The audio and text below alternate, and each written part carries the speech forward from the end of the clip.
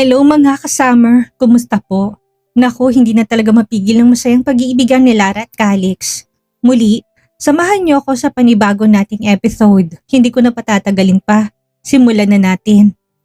Nasa isang eleganteng bridal shop si Lara, nakasuot ng puting gown na simple pero napakaganda at elegante. May mga bulaklak at kristal na borda sa laylayan. Nandoon si Nanay Mel, Maya at si Lolo Matias na halatang abot-tengang ngiti habang tinitignan ng apo sa salamin. Naku anak, parang kahapon lang. Bata ka pa na mahilig tumakbo sa palayan at madalas na madapa. Ngayon bride ka na. Ang ganda-ganda mo. Ate, para kang prinsesa. Para kang lumabas sa fairy tale. Napakaganda mo. Si Larry bahagyang tumingin sa salamin. Kontento siya sa simpleng ganda ng gown. Gusto ko nga sana na mas simple pa dito. Biglang nagsalita si Lolo Matias. Simple?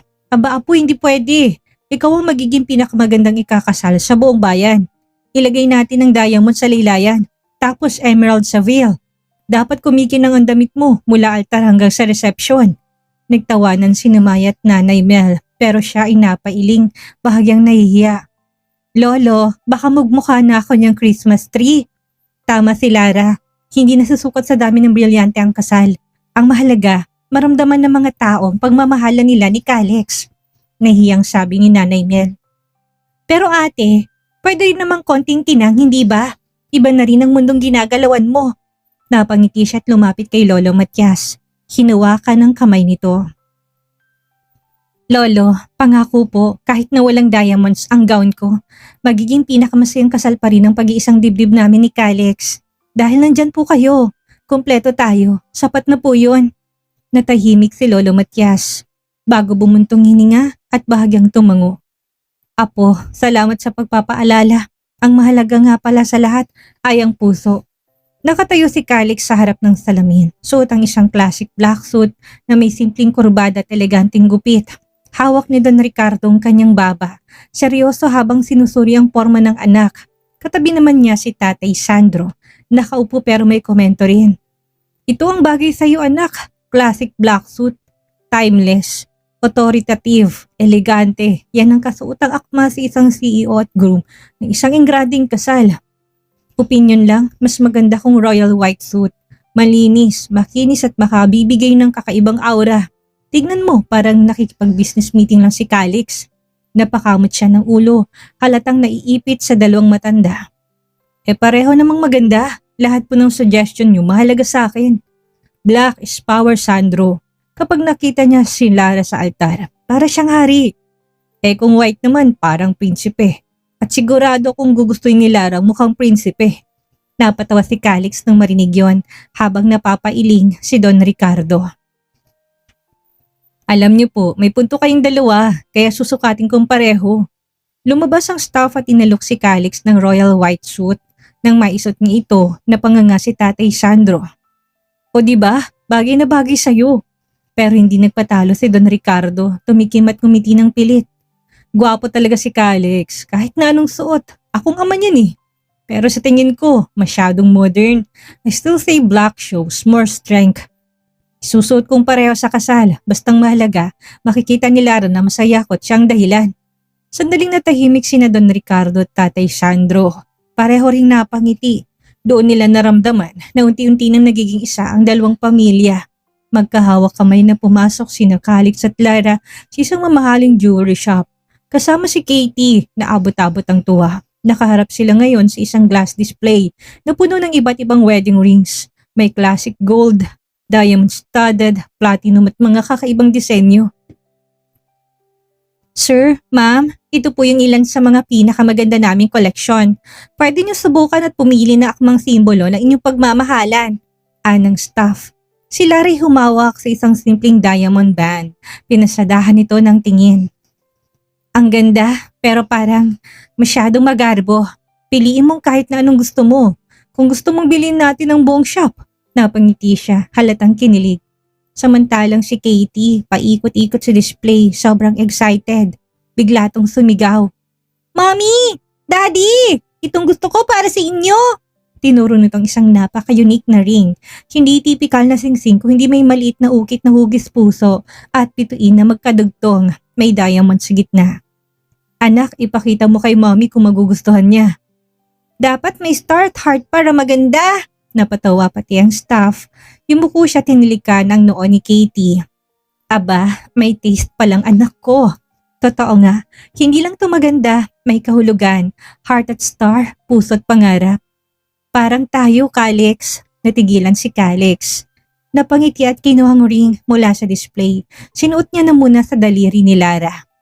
Bagay sa'yo at kung si Katie ang pumili, ibig sabihin niya na ang magiging wedding ring natin. Ani Calix at tumasayong hinalikan ng kamay niya. Ilang araw bagong kasal, dinala ni Maya at Jessa si Lara sa isang cozy events place na puno ng pink at gold na balloons, fairy lights at flower arrangements. May malaking tarp sa harap na may nakasulat, bride to be. Agad na nagsigaw ng lahat ng babae sa barkada at pamilya pagdating ni Lara. Sabay ang mga itong nagtapon ng confetti. Nagkaroon ng games bago kumain at uminom ng wine habang natatahimik ng lahat. Alam mo ate, sobrang saya ko para sa'yo. Kahit nung bata pa ako, palagi kong pinagdarasal na sana makatagpo ka ng matinong lalaking magmamahal sa'yo. Sobrang buti mong tao. Maraming salamat sa lahat ng ginawa mo para sa amin. Napaiyak siya. Si Jessa agad na sumabat habang nagpupunas ng mata. Beth, alam kong pinagdaanan mo sa pag-ibig pero hanga ko sa tibay mo at pagiging selfless. Nandito lang ako kapag inaway ka ni Calix, ha? Yumakap siya sa dalawa. Salamat Maya. Salamat Jessa. Hindi ko kakayanin lahat ng ito kung wala kayo. Sobra akong blessed. Nagkaroon ng group hug. Nagpatuloy ang gabi sa sayawan, kantahan at tawanan. Isang gabing puno ng pagmamahal at sisterhood.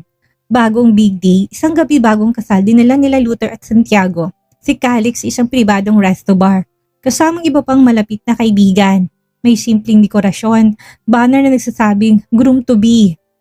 Grabe kayo, hindi naman ako mawawala. Kasal lang to, hindi na ako lilipad sa Mars.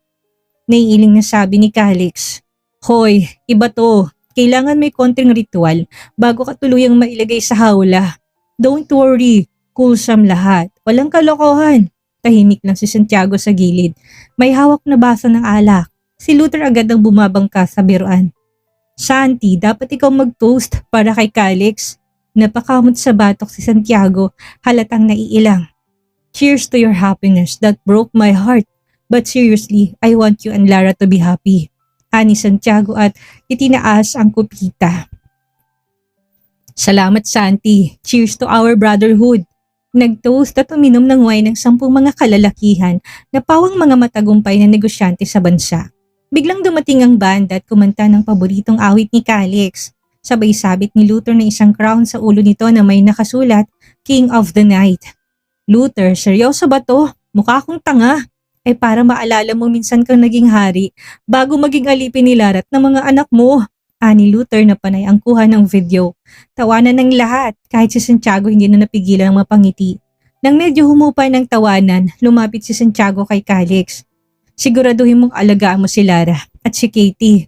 Umaasa kung hindi mo sila bibiguin. Panatag din ako dahil alam kong nasa mabuti silang kamay. Hindi ko hayaang masaktan sila. Nag-toast silang tatlo. Calix, Luther at Santiago. May special guest ako para sa'yo. Baka panahon na, sabi ni Santiago.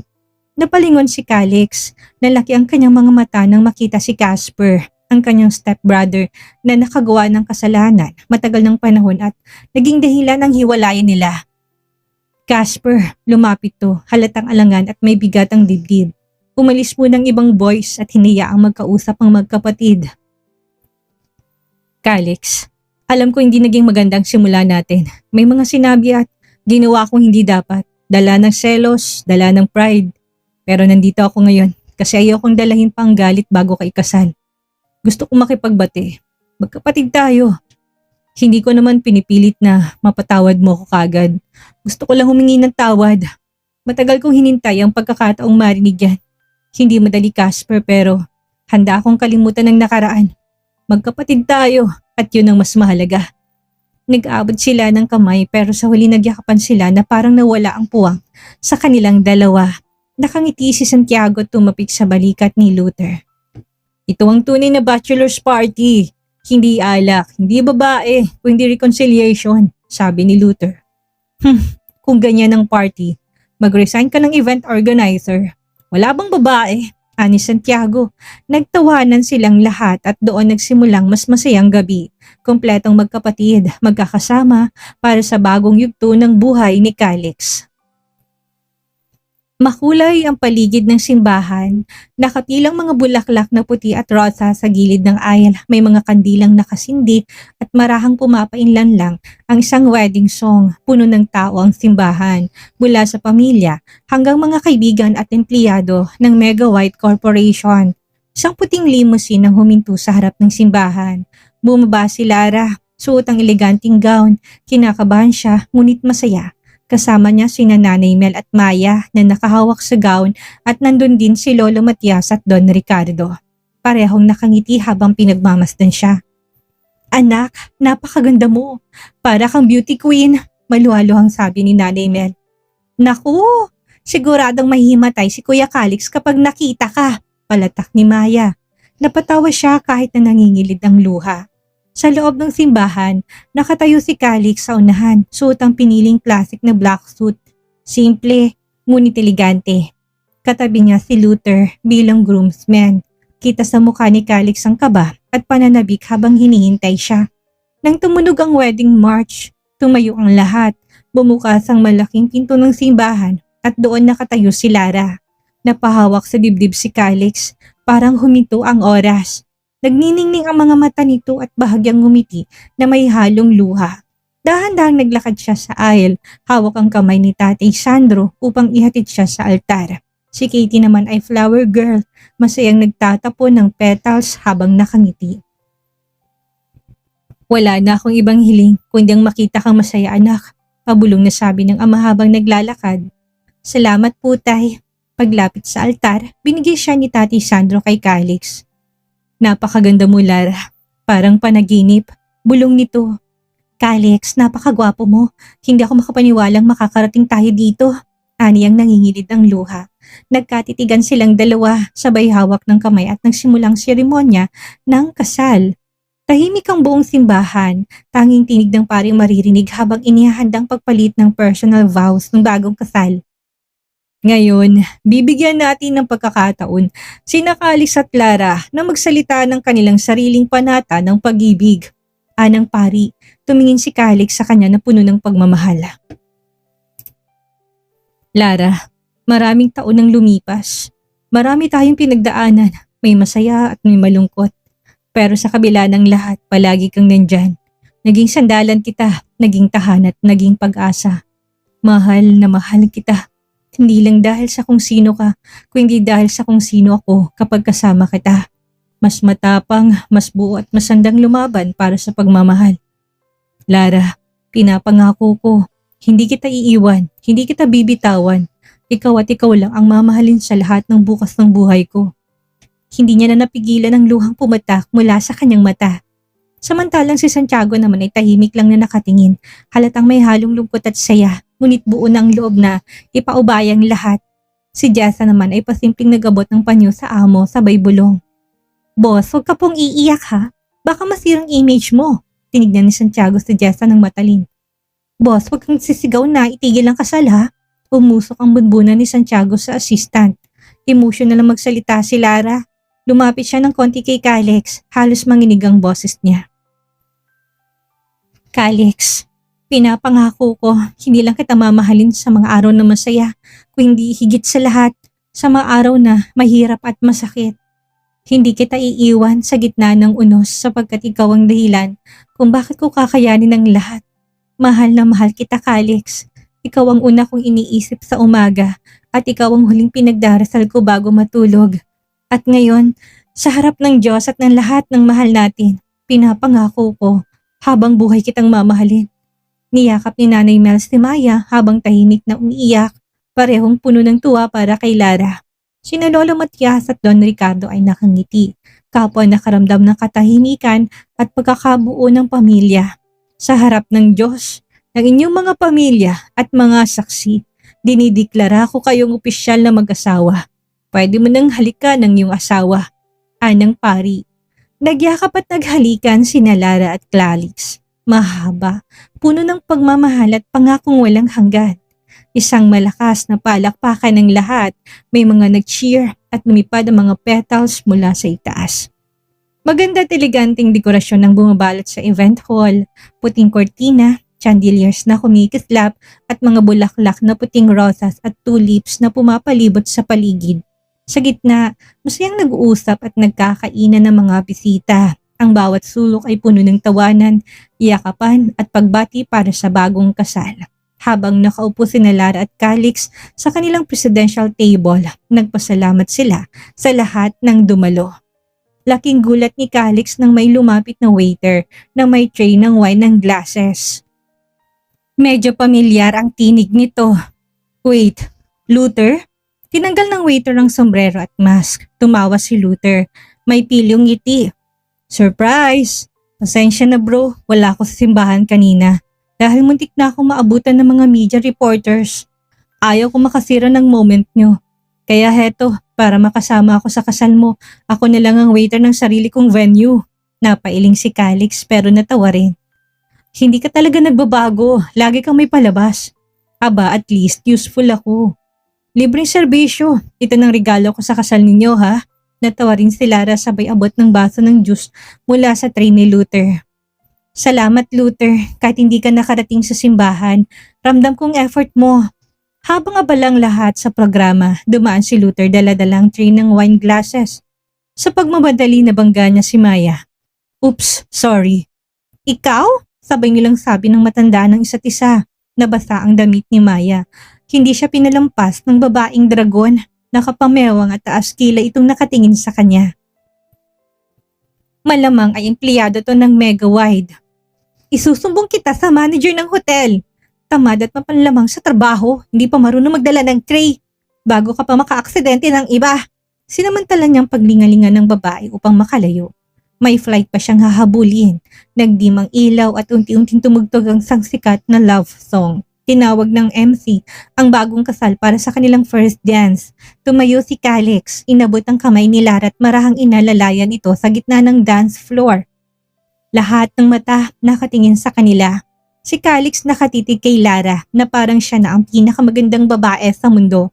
Siya naman nakangiting puno ng pagmamahal.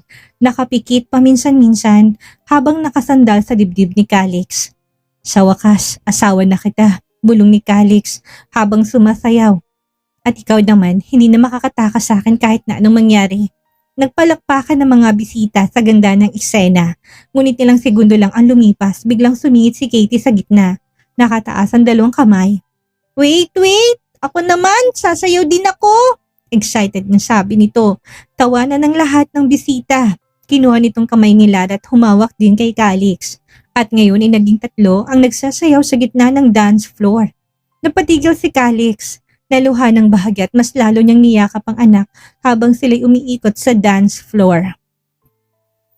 Nagpalakpakan ulit ang mga bisita, mas lalo pang naging espesyal ang unang sayaw dahil sa pagsali ni Katie. Pagkatapos ng kanilang unang sayaw, muling tumunog ang MC. Ngayon naman, pakinggan natin ang mga mensahe mula sa pamilya at mga kaibigan ng bagong kasal. Unang tumayo si Lolo Matias.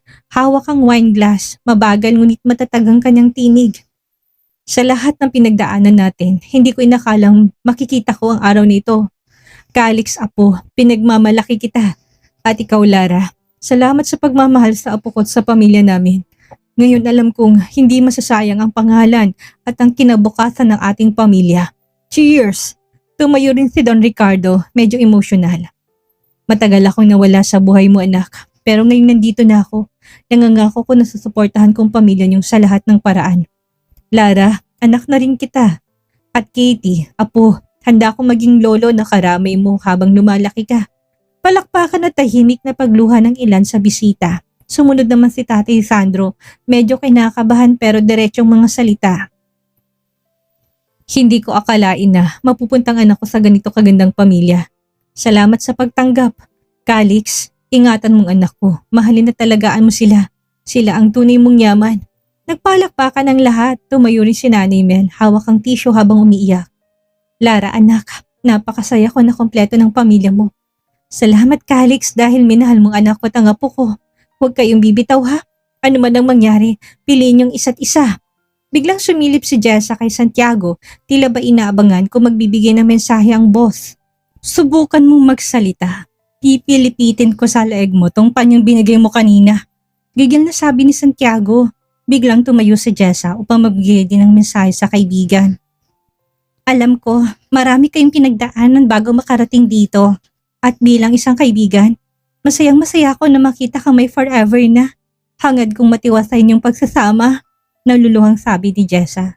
Pagkatapos ng mensahe ni Jessa, muling tumahimik ang lahat ng kuhani ni Calix ang mikropono, hawak ang kamay ni Lara. Una sa lahat, gusto kong magpasalamat sa inyong lahat na dumalo at nakasiya sa amin ngayon.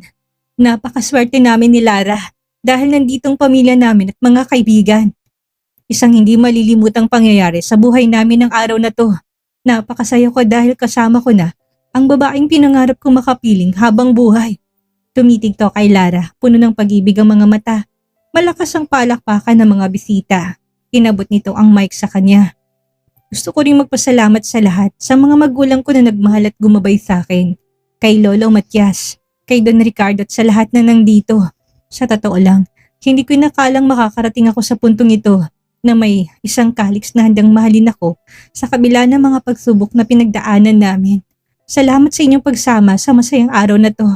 Nagpalakpakan ulit ang mga tao. Kita sa LED screen ng mga mata niyang kumikislap habang nakatingin kay Calix. At ngayong araw, sa harap ng lahat, gusto naming ibahagi isa pang magandang balita.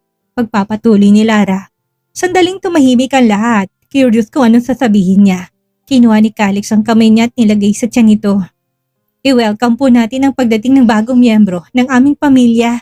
Buntis po ko sa pangalawang anak namin ni Calix. Sumabog ang malakas na palakpakan at sigawan ng kasiyahan.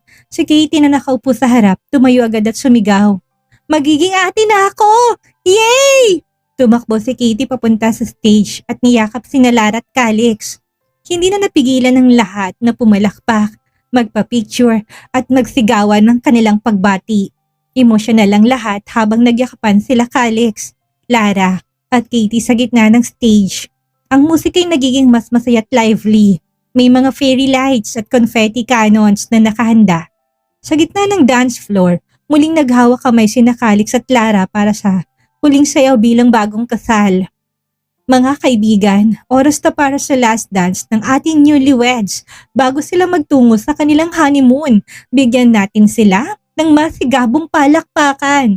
Anang host. Tumugtog ang isang romantic upbeat song. Si Katie ang unang sumingit. Kumakaway habang sumasayaw kasamang kanyang mommy at daddy. Naging cute family dance ang eksena kaya halos lahat ng bisita kinuhanan sila ng video at pictures. Hindi ka talaga papayag na kami lang ni daddy ang sumayaw, ano? Masaya pong sumayaw! Tumatalong sabi ni Katie. Palakpakan na tawanan ng lahat. Pagkatapos ng sayaw, lumapit ang mga pamilya at kaibigan sa bagong kasal. Apo, Calix, Lara, alalahanin niyo hindi laging masayang pagsasama. May mga pagsubok na darating. Pero kung may tiwala at pagmamahal kayo sa isa't isa, kayang-kaya niyong malagpasan, ani Lolo Matias. Alagaan mo sila anak at tandaan mo wala nang mas mataas na posisyon kaysa sa pagiging mabuting asawa at ama. Bili ni Don Ricardo. Anak, kahit saan ka man dalhin ng buhay, tandaan mong mahal ka namin at palagi kang welcome sa amin. Naiyak na sabi ni Nanay Mel. Calix, alagaan mo mag-ina mo, ani Tatay Sandro.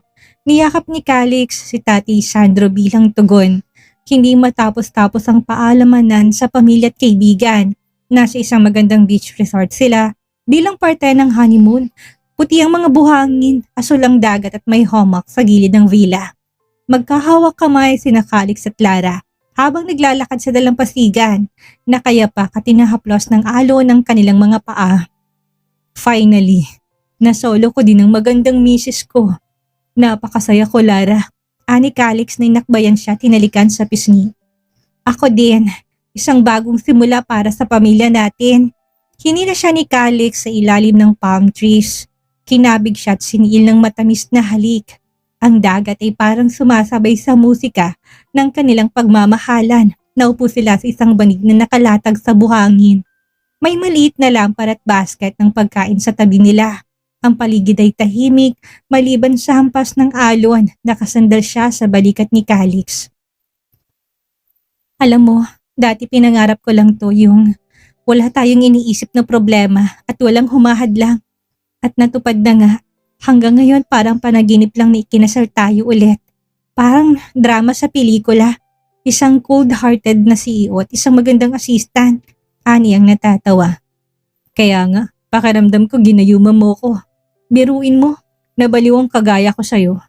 Pero umamin ka nga, matagal ka nang patay na patay sa akin, hindi ba? Biro ni Calix. Hinampas niya ito sa braso. Hindi napilitan lang ako nang bigla mo akong nilatagan ng kontrata at ng malaking halaga. Saka kawawa ka naman kaya bilang mabuting tao, hindi kita iniwan. Ganun. Ni Calix na kiniliti siya sa tagiliran. Napatakbo siya sa lalampasigan at hinabol siya ng asawa. Hinawakan ni Calix ang mukha niya at dahan-dahan silang naglapit. Nagtagpo ang kanilang mga labi sa isang matamis, mahaba at puno ng pag-ibig na halik. Habang magkakahawak kamay, naramdaman nilang tibok ng puso ng isa't isa, tila sabay sa ritmo ng alon. I love you, Calix. Palagi hanggang sa dulo. Mahinang bulong niya nang maghiwalay ang kanilang mga labi. Lara, ikaw lang ang mamahalin ko hanggang sa wakas. Ikaw at ang pamilya natin. I love you so much until forever and beyond. Nigiyakap silang muli, mahigpit at puno ng init. Muling nagtagpo ang kanilang mga labi sa isang mas maalab na halik, habang ang buwan at dagat ang nagsilbing saksi sa kanilang wagas na pagmamahalan. Sa wakas, natagpuan nila Lara at Calix ang kapayapaan. Sa kabila ng lahat ng pagsubok na naigang pagmamahal at sa kanilang pagtahak sa bagong yugto ng buhay, dala nilang paniniwala ng pag-ibig at pamilyang pinakamahalagang yaman sa lahat. Cold-hearted CEO, desperate assistant, isang deal na magbabago ng kanilang mga buhay. Si Santiago Tuazo na isang self-made billionaire CEO, matapang, makapangyarihan at walang puso matapos masaktan. Si Jessa, ang personal assistant na nais na mag-resign, kaya binuwisit niya ang boss. Hanggang si isang krisis ang nagtulak sa kanya na umutang sa kumpanya. Ngunit imbis na pirmahan ng loan approval, isang kontratang nilatag ng CEO. Isang loveless deal kapalit ng malaking pera. Halos mahulog siya sa kinuupuan ng mabasang kasunduan. Gusto nito na maging sexual partner siya anytime, anywhere. Dala ng pangangailangan, pikit mata siyang pumirma hanggang sa ma-realize niyang ginawa siyang carbon copy ng babaeng mahal nito. Siya naman ang naghain ng resignation kaso ayaw nitong tanggapin at wala naman siyang pambayad sa utang. Hanggang kailan siya magtitiis? Paanong batang nasa kanyang sinapupunan? Ito ang simula ng kwento ni Jessa at Santiago. Humugot ng malalim na buntong hininga si Jessa habang sinarang pinto ng kanyang maliit na apartment. 2 oras lamang ang tulog niya, ngunit wala siyang magagawa. Kailangan niyang pumasok. Dala ang handbag at ang bigat ng dibdib, bumaba siya sa makipot na hagdanan na parabang bawat takbang ay may kadenang humihila sa kanya pabalik. Paglabas, sinalubong siya ng ingay ng umaga, busina ng tricycle, tawag ng tenderang nag-aalok ng paninda at usok na humahalo sa malamig na hangin. Pumara siya ng jeep at sumakay, pilit siniksik ang sarili sa pagitan ng mga pasaherong abala sa kani-kaniyang cellphone. Habang umaandar, nakatanaw lang siya sa labas, nangangarap na sana'y tumama siya sa loto na hindi niya kailangan magtrabaho. Akala niya noong bata siya, kapag nakapagtapos ng pag-aaral ay yayaman siya. Isang malaking scam. Halos walang natitira sa kanyang sweldo dahil pinapadala niya sa pamilya sa probinsya. Maya-maya, huminto ang jeep sa waiting shed sa tapat ng Tuazon Group. Matayog ang gusaling kumikislap sa ilalim ng araw. Bumaba siya, ngunit tila hinihila lamang niya kanyang mga paa. Bawat takbang ay mabigat. Hindi pa man siya nakakatapak sa loob, pakiramdam niya'y pagod na siya. Huminto siya saglit sa tapat ng gusali. Nakatingala sa kinang ng salaming harapan nito. Biglang parang may kumislap sa kanyang isip. Mega White Corporation, doon siya nagsimula. Doon siya masaya, nandoon ang mga kaibigan niya. Kung makakabalik lamang siya doon, baka ganahan na ulit siyang magtrabaho. Pero paano? Nasa ilalim siya ng kontrata. Nakakulong sa opisina ni Santiago Aquino, ang lalaking walang ibang alam kung hindi magputos na parang siyang makina. Napakurap si Jess at unti-unting gumuhit ang isang tusong ngiti sa kanyang labi. Kung ayaw akong paalisin ni Santiago, edi gagalitin ko siya hanggang siya na ang magpalayas sa akin, bulong niya sa sarili. Pabilis ng pabilis ang tibok ng puso niya habang iniisip ang plano. Iinisin niya ang boss. Hindi lang basta inis, yung tipong mapipilitan tong siya na mismong magpalayas. Kung yun lang ang paraan para makawala, kakayanin niya. Nagayos siya ng buhok. Huminga ng malalim at pumasok na sa loob, biglang kumabog ang kanyang dibdib. Habang papalapit siya sa pintuan ng opisina ni Santiago, pinahid niyang manipis ng ngiti at sa isip ay nagbilang ng 3. Game! Pumasok siya na hindi malang kumatok.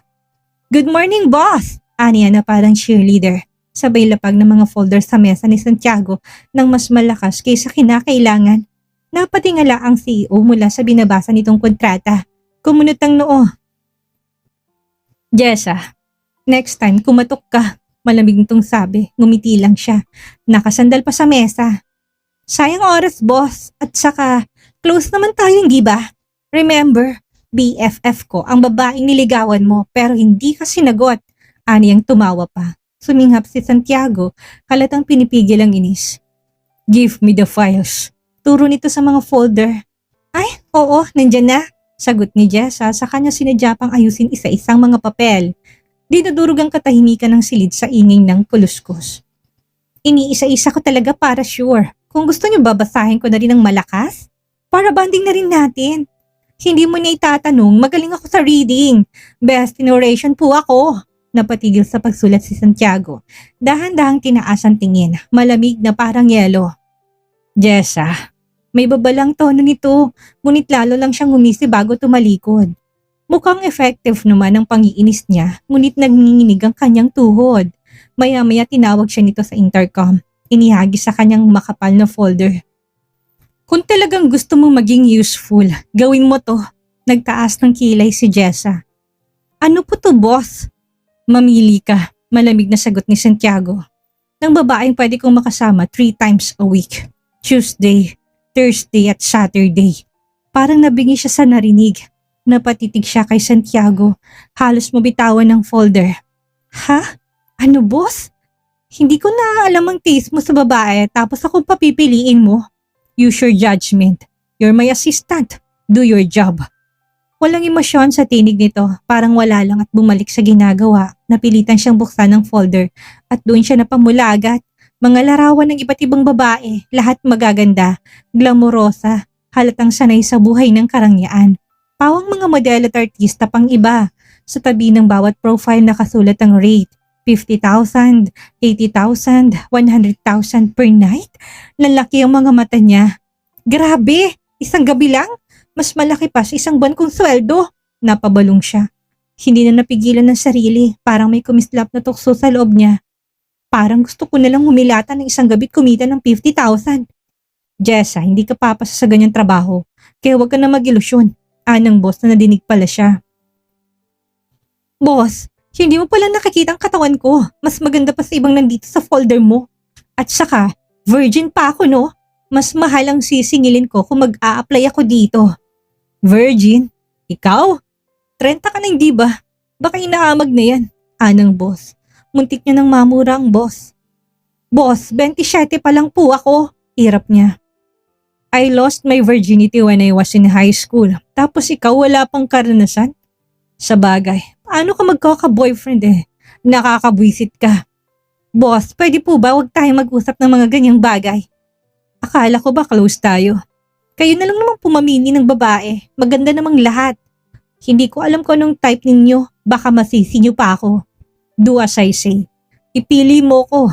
Wala siyang nagawa kundi muling tingnan ang mga larawan at pumili ng isang babae. Heto po, boss. 2 pa. 3 kailangan ko. Nagimbal siya sa nadinig. Nakaka-tense, hindi ba? Sa totoo lang, habang pinapakinggan natin ang bawat linya, hindi ko maiwasang mapaisip hanggang saan kaya ang itatagal ng pangiinis ni Jessa kay Santiago. At ang lalaking ito, si Santiago, ang dami niyang bitterness sa katawan. Pero paring, bakit unti-unti na siyang nadadala ng laro niya? Nakita nyo naman ang mga tinginan, yung tensyon sa bawat utos, para silang naglalaro ng apoy. Pero tandaan ninyo, ang apoy kapag hindi naagapan, kayang tupukin ang lahat. At si Jessa, paano niya kakayanin ng susunod na chapter kung ang puso niya mismo nagsisimula ng makipag-deal sa demonyo? May nagbabago na. Ramdam niyo rin ba? Yan muna para sa araw na ito mga ka-summer. Huwag kayong mag-alala, hindi natin nahayaang mabitin ng matagal ang mga pusong uhaw sa drama. Siguraduhin nyo na nakasubscribe at naka-on ang notification bell nyo dahil sa susunod na part, hindi lang basta utos ang magaganap. May mga sikretong mabubunyag na siguradong magpapabago sa mundo ni Santiago at Jessa.